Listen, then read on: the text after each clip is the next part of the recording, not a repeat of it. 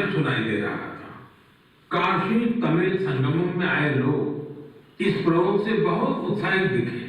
वो दिन दूर नहीं जब किसी एक भाषा में संबोधन हुआ करेगा और जनता रियल टाइम में उसी भाषण को अपनी भाषा में सुना करेगी। ऐसा ही फिल्मों के साथ भी होगा। जब जनता सिनेमा हॉल में एआई की मदद से हमारे स्कूलों, हमारे अस्पतालों, हमारी अदालतों में व्यापक रूप से इस्तेमाल होने लगेगी तो कितना बड़ा परिवर्तन आएगा। मैं आज की युवा पीढ़ी से आग्रह करूंगा कि रियल टाइम ट्रांसलेशन से जुड़े इस समय में हमें अपनी भाषाएं बचानी भी है और उनका संवर्धन भी करना है।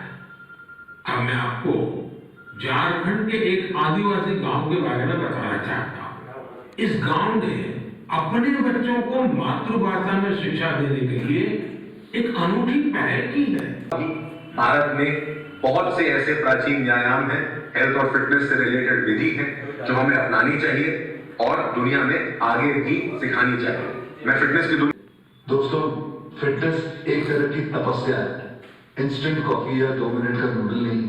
इस नए साल में अपने आप से वादा करो, नो केमिकल्स, नो शॉर्टकट, कसरत, योग, अच्छा खाना, वक्त पे सोना, थोड़ा मेडिटेशन और सबसे जरूरी, जैसे आप दिखते हो ना, उसे खुशी से एक्सेप्ट करो।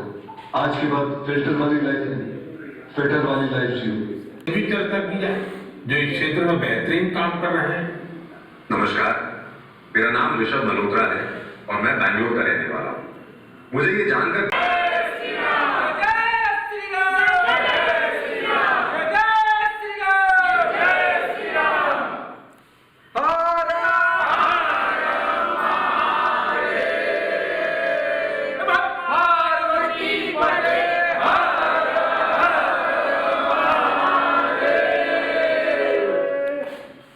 फिल्टर और स्पेशल इफेक्ट्स यूज होते हैं और हम उसे देखकर अपने शरीर को बदलने के लिए गलत तरह के शॉर्टकट का इस्तेमाल करना शुरू कर देते हैं। आजकल इतने सारे लोग स्टेरॉइड लेकर ये 6 पैक 8 पैक इसके लिए चल पड़ते हैं। यार, ऐसे शॉर्टकट से बॉडी ऊपर से फूल जाती है लेकिन अंदर पुराना व्यायाम है और ये हजारों सालों से भारत में चलता आ रहा है। आपने इसे छोटे बड़े अखाड़ों में देखा होगा और हमारे स्टार्टअप के माध्यम से हम इसे एक आधुनिक फॉर्म में वापस लेके आए हैं। मन की बात में मुझे भी अपने मन की बात आपको कह पाने का एक छोटा सा मौका मिला। आप लोग जानते हैं कि मैं फिटनेस के लिए जितना पैशनेट हूँ उससे भी कई ज्यादा पैशनेट हूँ नेचुरल तरीके से फिट रहने के लिए। मुझे ना ये फैंसी जिम से ज्यादा पसंद है बाहर स्विमिंग करना, बैडमिंटन खेलना, सीढ़ियां चढ़ना, मुद्गर से कसरत करना, अच्छा हेल्दी खाना खाना। जैसे मेरा ये मानना है कि शुद्ध घी अगर सही मात्रा में खाया जाए तो हमें फायदा करता है, लेकिन मैं देखता हूँ कि बहुत से यंग लड़के लड़कियां इस वजह से घी नहीं खाते कि कहीं वो मोटे ना हो जाए। बहुत जरूरी है कि हम ये समझें कि क्या हमारी फिटनेस के लिए अच्छा है और क्या बुरा है। डॉक्टर्स की सलाह से आप अपना लाइफस्टाइल बदलो ना। अपने विचार रखें, लेकिन सबका एक ही मंत्र है, हेल्दी रहे, फिट रहे। 2024 की शुरुआत करने के लिए आपके पास अपनी फिटनेस से बड़ा संकल्प और क्या होगा।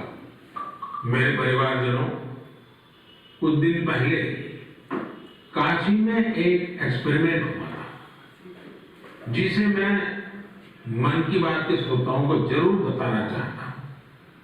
आप जानते हैं कि काशी तमिल संगमम में हिस्सा लेने के लिए हजारों लोग तमिलनाडु से काशी पहुंचे।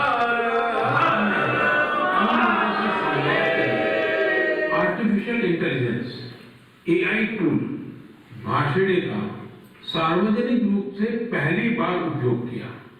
मैं मंच से हिंदी में संबोधन कर रहा था, लेकिन एआई टूल भाषिणी की वजह से स्कूल में 300 आदिवासी बच्चे पढ़ते हैं।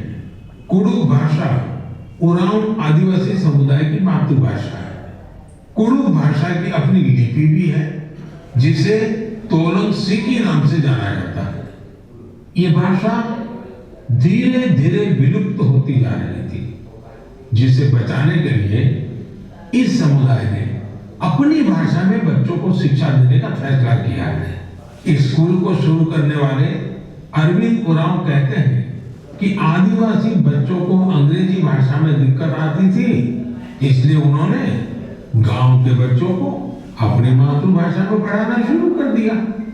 उनके इस प्रयास से बेहतर परिणाम मिलने लगे तो गांव वाले भी उनके साथ जुड़ गए। अपनी भाषा में पढ़ाई की वजह से बच्चों के सीखने की गति भी तेज हो गई।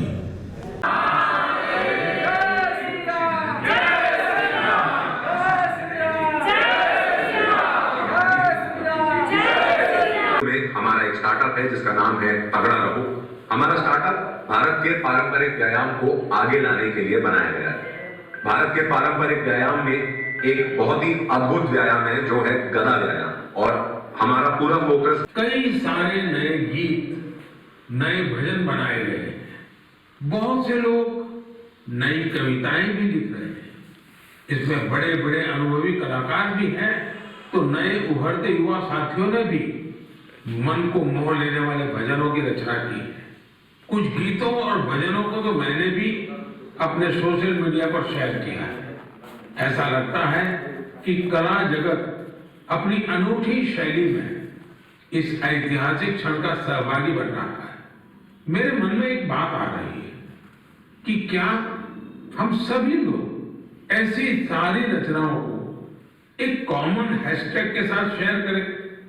मेरा आपसे अनुरोध है कि हैशटैग श्री राम भजन के साथ आप अपनी रचनाओं को सोशल मीडिया पर शेयर करें। जय श्री राम, जय श्री राम, जय श्री राम बनेगा जिसमें हर कोई राममय हो जाएगा।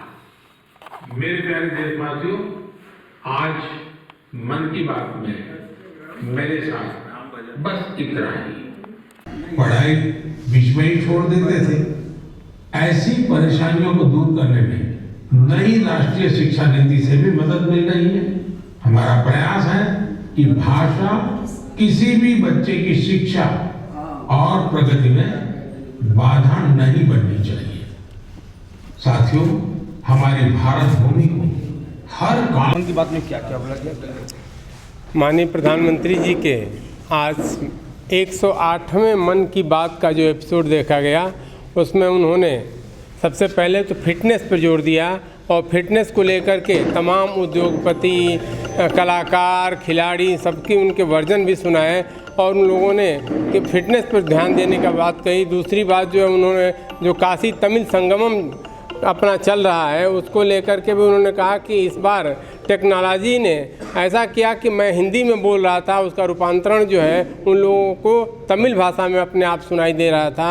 तीसरी बात, राम जन्मभूमि को लेकर के अयोध्या में कल ही माननीय प्रधानमंत्री जी ने अंतर्राष्ट्रीय हवाई अड्डे के उद्घाटन किया और आज उनकी मन की बात में ये सब आया कि इस समय राम जन्मभूमि को लेकर के, अयोध्या को लेकर के नए नए अच्छे अच्छे गाने आ रहे हैं। तो हैशटैग राम भजन के नाम से जो है हैशटैग लगाने का जो बातें उनके माध्यम से आई, निश्चित रूप से हम सब जो है उसका पालन करेंगे, फॉलो करेंगे, उसके अनुसार कार्रवाई करेंगे। जी पूरा परिचय दीजिएगा। मैं अनूप जायसवाल, भारतीय जनता पार्टी काशी क्षेत्र उपाध्यक्ष पिछड़ा वर्ग मोर्चा। आज हम सब अपने सिगरा स्थित गुलाब बाग कार्यालय में, पार्टी कार्यालय में माननीय मोदी जी के मन की बात का 108वां संस्करण यहाँ आयोजित किया था, जिसमें हमारे मुख्य अतिथि भाजपा महानगर अध्यक्ष माननीय विद्यासागर राय जी थे। 108 के हमारे सनातन धर्म में धार्मिक और मार्मिक महत्व को माननीय मोदी जी ने बताते हुए कि किस तरह से 108 का अंक हमारे दैनिक जीवन में महत्वपूर्ण है, चाहे वो माला करें, जप करें, पूजा करें, कोई शुभ कार्य करें, तो उसको अपने संवाद में शामिल करते हुए उन्होंने भाषा की विविधता को भी अपने देश में, जैसे झारखंड में कोई अपने भाषा को पढ़ाने के लिए कितना संघर्ष कर रहा है और एक वैज्ञानिक रूप से हम जहां आगे बढ़ रहे हैं एआई इंटेलिजेंस के माध्यम से। काशी तमिल संगमम में माननीय मोदी जी हिंदी में बोलते हैं, वो हमारे अतिथियों को तमिल में सुनाई देता है। तो एक तरफ कहीं अगर दक्षिण में कोई हिंदी भाषी और तमिल के बीच में दूरी पैदा करना चाहता है तो माननीय मोदी जी उसमें एक काशी तमिल संगमम के माध्यम से देश को जोड़ करके एक रूपता लाने का काम कर रहे हैं। इसके लिए हम हृदय से उनका वंदन करते हैं। और स्वच्छता अभियान निरंतर मोदी जी का पसंदीदा विषय रहा है। आज उन्होंने स्वास्थ्य के भी अभियान, भारत के स्वास्थ्य के अभियान को भी ध्यान में रखते हुए उस पर प्रकाश डाला, हम सबको जागरूक किया है। इसके साथ ही आज उन्होंने अनेक हम सबको जानकारी वाली बातें बताते हुए फिट इंडिया के माध्यम से भारत को जागरूक करने का काम किया है।